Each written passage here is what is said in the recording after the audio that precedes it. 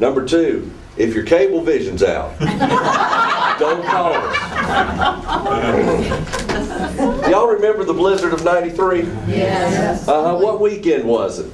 Let's see. March 13th, 14th, and 15th. So it was like Sweet 16 basketball, wasn't it? It was the ACC tournament. And when cable went down, folks, let me tell you, the phones rang off the hook.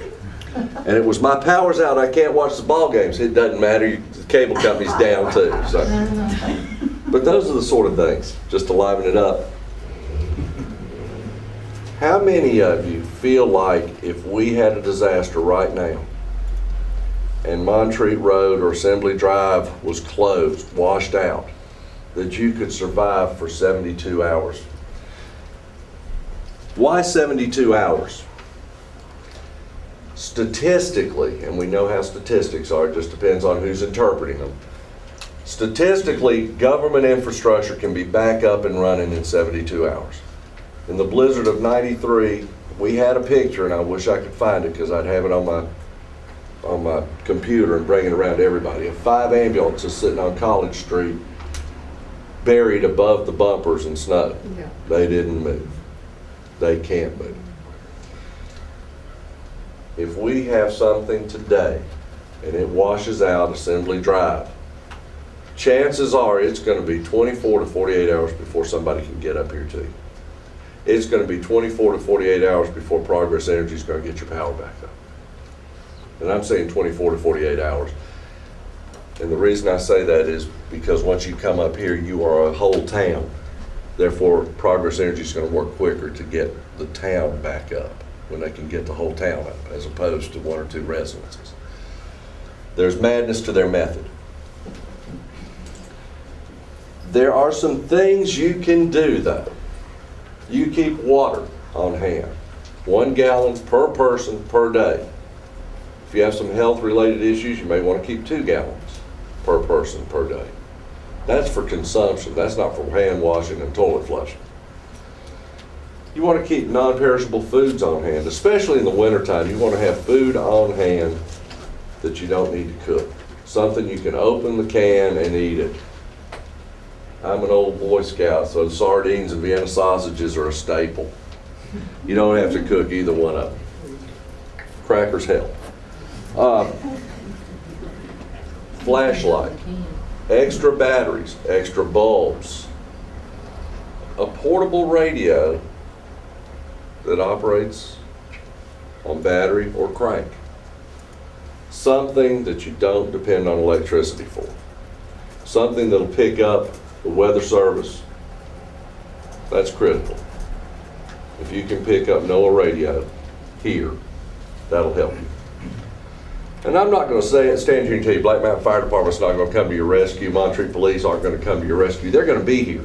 But some of them may not be able to get up here. I live in downtown Asheville, and our office was at the health department for years and years. In the blizzard of '93, there wasn't any way I could get there. And I'm just 3 miles from the office. But I couldn't get off my street. And at 3 o'clock in the morning, a Humvee appeared. There are some classes you can take, free classes. One of them's a 4-hour class and one of them's a 24-hour class. I recommend the 24-hour class to those folks who are in town and willing to look after neighbors. It's called CERT, Community Emergency Response Team, CERT. It's a 24-hour class. It's free. Did I tell you it was free? And the folks from Hearts with Hands will come out and teach it here.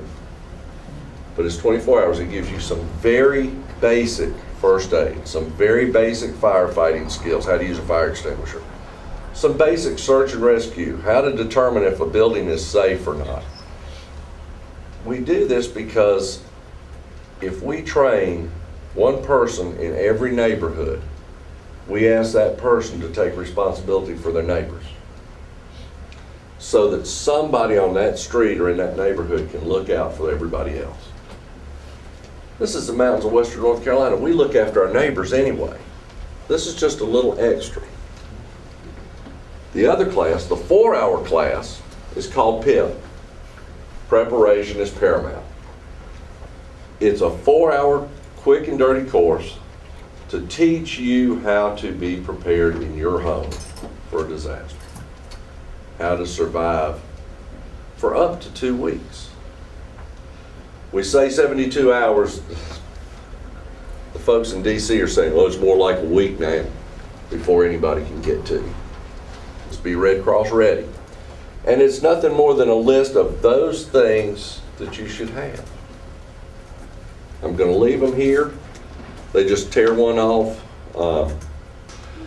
So it will tell you things, how to make a kit, how to make a plan, and how to stay informed, where to get information. It's a real good fact sheet. It doesn't have all the answers, but it'll tell you where to go. There's a website called ready.gov that is excellent. It'll tell you what to put in a kit. Red Cross also has it online. buncombecounty.org also has a preparedness kit. Everybody's gotten into the preparedness business because we want people to survive.